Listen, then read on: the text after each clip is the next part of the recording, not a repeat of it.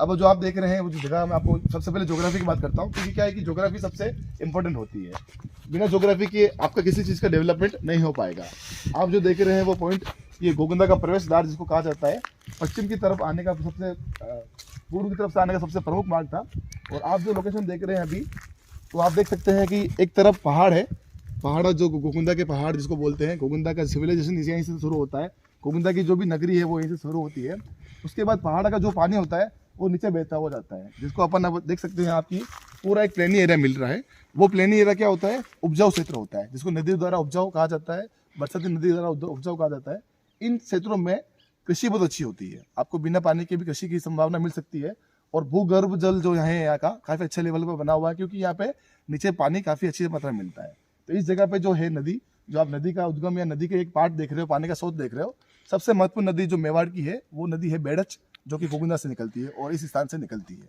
तो ये यही जगह है, यहाँ पे कौन सी जगह से निकलती है? जी, जो आप नीचे का जो पार्टीशन देख रहे हैं, उस नदी से ही, गोगुंदा से जो पहाड़ों का पानी आता है, उस नदी से ही, उस पानी से ही इस नदी का उद्गम माना जाता है। ये जो गांव है, जिसको ज्योग्राफिकल या लोकल में जो नाम मिलता है वो बासड़ा मिलता है। अच्छा। बासड़ा का मतलब आप समझते हैं, बांस के पेड़ अधिक होते हैं यहाँ पर, हाँ, इसलिए उसका नाम पड़ा बासड़ा। अम्मा माता मंदिर के नीचे का तलहटी का जो भाग है उसको बासड़ा कहा जाता है।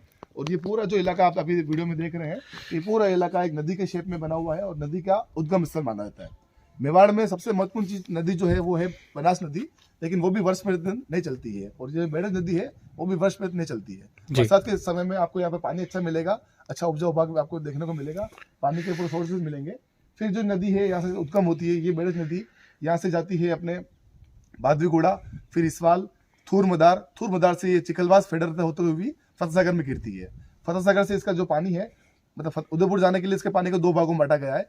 फतेह सागर को भरने के लिए एक चिकलवास डैम बनाया गया है। उसके बाद अगर थूर से जो पानी जाता है वो सीधा अपने बेदला होते हुए सीधा अपने उदय सागर बांध में चला जाता है पूरा पानी यहाँ पे। तो ये सबसे महत्वपूर्ण नदी है, और जो उदय सागर में गिरने के बाद, उदय सागर से गिरने से पहले आयड़ कहलाती है और उसके बाद में वो बेड़च कहलाती है। जी जी, अब जो अपन बात कर रहे हैं, सबसे पहले ज्योग्राफी बहुत महत्वपूर्ण है। मैंने आपको बताया था, ज्योग्राफी के बिना आप किसी भी सिविलाइजेशन में नहीं जा सकते हो। अगर आप सिंधु घाटी सभ्यता भी देखेंगे, पानी के पास होने के कारण और अन्य चीज़ों के पास होने के कारण उस चीज़ के काफ़ी इंपॉर्टेंट महत्व था और वो काफ़ी आगे बढ़ी है।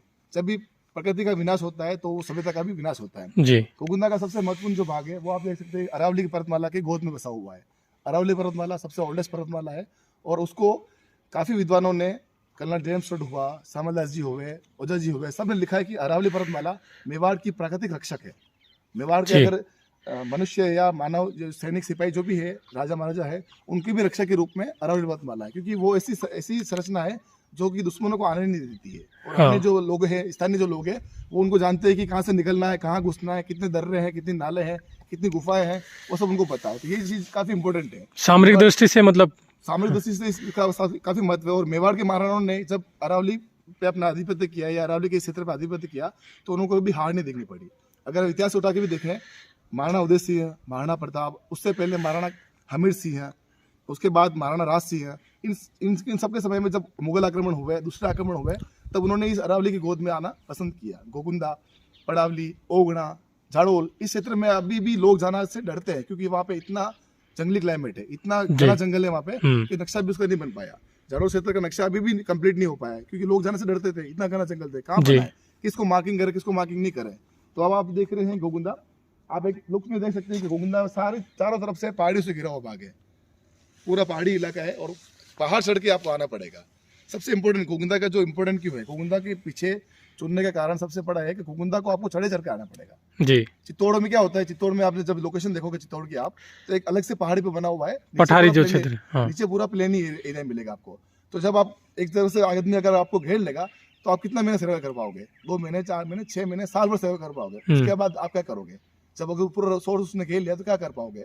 फिर आपको गेट खोलने पड़ेंगे और जोहर के रूप में मिलता है। महाराणा उदय सिंह की जो थिंकिंग थी वही थी कि ऐसा स्थान चुनना जहां पर अपन डिफेंस भी कर सके और अटैक भी कर सके, इसलिए उन्होंने उदयपुर को चुना।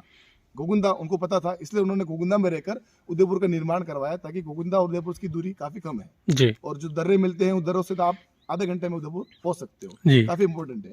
गोगुंदा को चुनने का कारण था बहुत सारी पहाड़ियां, और पहाड़ी चढ़कर आपको ऊपर आना पड़ेगा।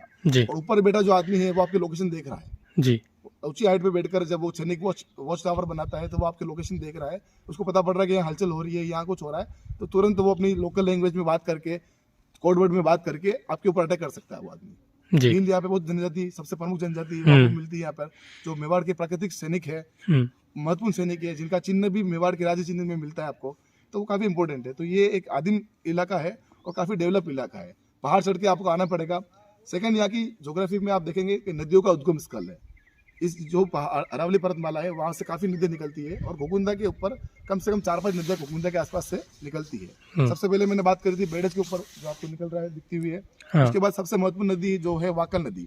वाकल नदी जो घोगुंदा के पास में अंदेत नामक जगह है, जहाँ दादिया गाँव आता है, उसके पास में जगह है, वहाँ से वो निकलती हुई पूरा वाकल क्षेत्र को हरा भरा करती है और वाकल क्षेत्र से फिर वो ओगड़ा, मानपुरा इन क्षेत्रों में जाते हुए वो कोटड़ा होते हुए वो साबरमती में मिलती है।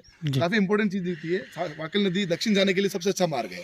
अगर आपको दक्षिण में ईडर जाना है, कोटड़ा जाना है, आपको पानरवा जाना है, आपको हिम्मतनगर जाना है आपको, तो आप उस नदी को पकड़ लो और इजी होंगे, आप उस नदी के सहारे पहुंच सकते हैं, क्योंकि वो नदी क्या करती है, आपको भोजन भी देती है और पानी भी देती है। उसके बाद रेवास भी देती है, आपको भी अच्छी कंदराएं मिल जाएंगी, गुफाएं मिल जाएंगी, आप स्टे कर सकते हो, उपजाऊ जमीन मिल जाएगी, फल वृक्ष आपको अच्छे मिल जाएंगे। तो ये काफी महत्वपूर्ण नदी है। इसके बाद एक नदी निकलती है साबरमती नदी। साबरमती नाम सुन के आपको चौंकना आया होगा कि साबरमती यहाँ से निकलती है। आप बिल्कुल सही समझ रहे हैं। साबरमती नदी का उद्गम जो लोकल या ज्योग्राफिकल रूप से माना जाता है वो सरवन की पहाड़ियां हैं, जो कि अपने पदराड़ा, आपने नाम सुना होगा, सायरा के पास में एक स्थान है पदराड़ा, उसकी जो घाटियां हैं, उसकी जो पहाड़ी इलाका है, वहां से वो निकलती नदी। सरवन के पहाड़, इसको लोकेशन माना जाता है सरवन के पहाड़, और वो नदी सीधा राजस्थान अपने यहाँ से निकलते हुए दक्षिण में जाती है, जो कि गुजरात की सबसे महत्वपूर्ण नदी है। उसका 90% भाग गुजरात यूज करता है और 10% भाग खाली अपन यूज करते हैं। उस पानी को रोकने के लिए भी अपने यहाँ सही बांध बनाया गया है, जवई बांध बनाया गया है, ताकि उस पानी का अपन यूज कर सके। साबरमती के पानी को जी। उस नदी का नाम अपन को पहले पुरानी लैंग्वेज में चंदन मिलता था जी, क्योंकि उस समय अगर जब अपन हरा भरा क्षेत्र मान रहे हैं तो यहाँ चंदन के पेड़ बहुतायत में होंगे। उन पेड़ों की आवाजाही के लिए, तस्करी के लिए जिसको बोला जाता है, पानी का यूज करते थे उस समय। पानी में नदी के पानी के अंदर आप वो पेड़ डाल दो और वो नदी जहाँ चल रही है वहां से आप पेड़ वापस निकाल सकते हो। ये काफी इंपॉर्टेंट चीज थी। साबरमती का उद्गम भी मेवाड़ से होता है और मेवाड़ में भी घोगुंदा रेंज से होता है। पदराड़ा के पास में सरवन की पहाड़ियां है, वहां से आपको ये चीज मिलती है। उसके बाद जो महत्वपूर्ण नदी है वो उत्तर दिशा से निकलती है, उसको कहा जाता है वन की आस। वन की आस कहा जाता है जिसको, और उसका संस्कृत नाम था वर्णाशा। वर्ण की आशा मतलब पेड़ों की आशा, या वन जो जीव है उनकी आशा, जिसको वर्तमान में कहा जाता है बनास। सबसे महत्वपूर्ण नदी है। उसका जो लौकिक नाम या जो मेवाड़ी नाम है वो बनास इसलिए पड़ा, वन की आस। काफी महत्वपूर्ण नदी है, जो कि लोकेशन रूप से बताएं आपको तो एग्जैक्ट रूप से भैरव का मठ नामक जगह है, जो कि परशुराम महादेव जी के पास में आता है, कुंभलगढ़ के पास में आता है। वहां से वो नदी निकलती है और नदी वो झरगा पहाड़ से घूमती हुई फिर बरोड़ा आती है। बरोड़ा से वो कठार, फिर नंदसमन, नाथद्वारा आदि को पानी देते हुए वो बहुत आगे तक मानलगढ़ तक जाती है। जी, तो चलिए दोस्तों, आज के इस वीडियो में हम आपको लेकर आए हैं यानी एक प्रकृति की गोद में बसे एक सुंदर जगह पे, और वो जगह है वैरो का मठ। यानी वैरो का मठ एक ऐसा स्थान है जहाँ से बनास नदी का उद्गम होता है। तो ये सारी नदियाँ घोगुंदा के आसपास से निकलती है जी। घोगुंदा का एक हिस्सा और आता है पानी का, क्योंकि घोगुंदा ज्योग्राफिकल रूप से सबसे महत्वपूर्ण इसलिए है। घोगुंदा एक महान भारतीय जल विभाजक रेखा पर स्थित है जी, क्योंकि वो क्या करता है, घोगुंदा का जो हिस्सा है वो नदियों को 2 भागों में बांटता है। एक नदी का भाग आपको जाएगा बंगाल की खाड़ी में गिरेगा जी। जो बंगाल की खाड़ी में नदी, आप जैसे मैं बताता हूँ आपको, बेड़च जो निकल रही है घोगुंदा से, लेकिन वो जा रही है बंगाल की खाड़ी में, चंबल में मिल रही है, चंबल जाके गंगा में मिलती है, वो निकलती है। बनास उत्तर से निकल रही है, वो भी जाती है बंगाल की खाड़ी में जाती है, वो बंगाल की खाड़ी में वो भी उसके पास पहुंचती है। लेकिन जब आप देखेंगे साबरमती, वो जाती है आपकी अरब सागर में जी। घोगुंदा से तो मान लेता है, लेकिन अरब सागर जाती है। वाकल नदी भी साबरमती में मिलती है, वो भी जाती है आपकी अरब सागर में।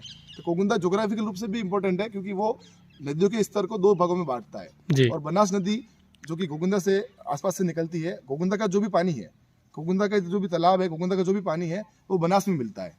इंपॉर्टेंट रूप से, क्योंकि उत्तर का पानी उत्तर में मिल रहा है, पूर्व का पानी पूर्व में मिल रहा है, पश्चिम का पानी पश्चिम में मिल रहा है। काफी इंपॉर्टेंट चीज मानी जाती है। और घोगुंदा से जो तालाब है, घोगुंदा का जो रानाराव तालाब है, घोगुंदा का जो मुख्य तालाब है, वो सारी नदियाँ भुज के तालाब में जाती हैं। भुज के तालाब से वो नदी पानी के रूप में पानेर जाती है। पानेर में वो नदी मिलती है कठार नदी से, कठार जहाँ पे जो बनास नदी मिलती है उससे, और वो बनास नदी मिलते हुए पानी सीधा जाता है बागेरी, नंदसमन और मांडलागढ़ तक जाता है। तो काफ़ी महत्वपूर्ण चीज़ है। घोगुंदा का ज्योग्राफी समझने के लिए, उसकी बहुत इंपॉर्टेंट है कि उस नदी के पास क्या है, उसकी नदी कैसे बनती है, नदियों का प्रकार कैसा है। तो आप देखेंगे चारों जो नदियां महत्वपूर्ण है, बनास, साबरमती, वाकल, बेड़च, उन सबका उद्गम कहाँ से होता है, कोकुंदा से होता है। तो कोकुंदा काफी इंपॉर्टेंट क्षेत्र है जहाँ पर आप किसी भी नदी को पकड़ लेंगे, व्यापारिक मार्ग को पकड़ लेंगे तो आप कोकुंदा आ सकते हैं और आप अपना स्टे कर सकते हैं।